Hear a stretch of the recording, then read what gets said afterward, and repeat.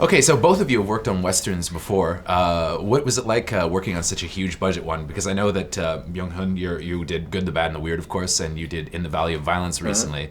So it must have been a little bit different working on kind of $100 million plus western as opposed to those. Well, what was the budget on The Good, the Bad, and the Weird? Because that movie was huge. It's only a little more than 10. Oh, okay. Well, it seems like epic in scale.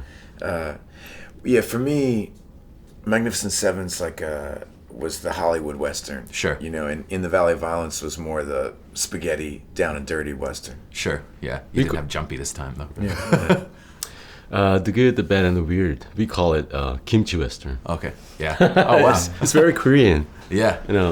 Historically, it's we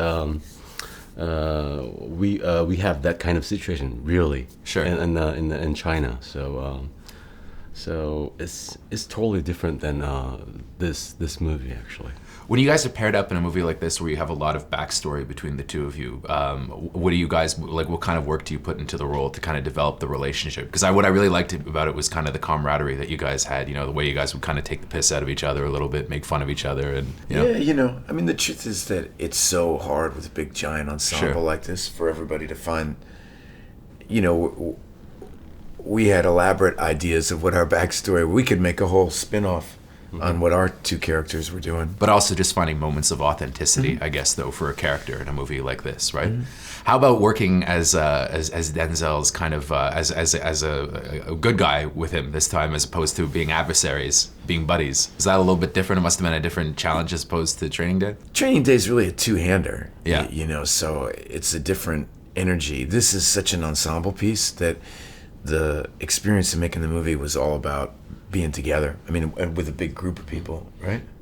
Byung-hun, did you have you seen the original Magnificent Seven? You reminded me a bit of James Coburn in that movie. Oh yeah, I watched it a few times since I was 5, 6. I grew up with the Western movies. Yeah. I especially like the Magnificent Seven. Oh, cool. Yeah. He's got a James Coburn quality. Right. Oh, absolutely. With the knife, I thought that was really cool. Right, but I didn't want to follow that, so sure. Try to create some kind of different character, but I'm not sure. And you reminded me a bit of Robert Vaughn in the movie a little. I mean, those are the archetypes for our characters, and we want to tip our hat to them and not imitate them, right? Create our own thing. Definitely. I mean, did you, making a big film like this, did you find it's also different for a Hollywood movie? I mean, I'm thinking of your first couple of Hollywood movies that you did, a lot of CGI, heavy duty. This seemed like it was less so, more location shooting. Did you guys find that was different as opposed to the bigger Hollywood movies that you've made? Of course. I like hero movies. I like SF, sci-fi, but, there are a lot of hero movies nowadays. Sure. But, this is analog action. This is great. Just great. Well, it's the kind of the classic thing too, Hollywood Western, right? And it's so rare to get those movies made nowadays. So it's kind of cool to see like $100 million plus Western, like it used to be. It was a unique opportunity for us. I mean, it's certainly. I think that's why everybody jumped on board. Is just because you don't see mainstream Westerns being made very often, and especially to have Denzel as the front of the lead of the band.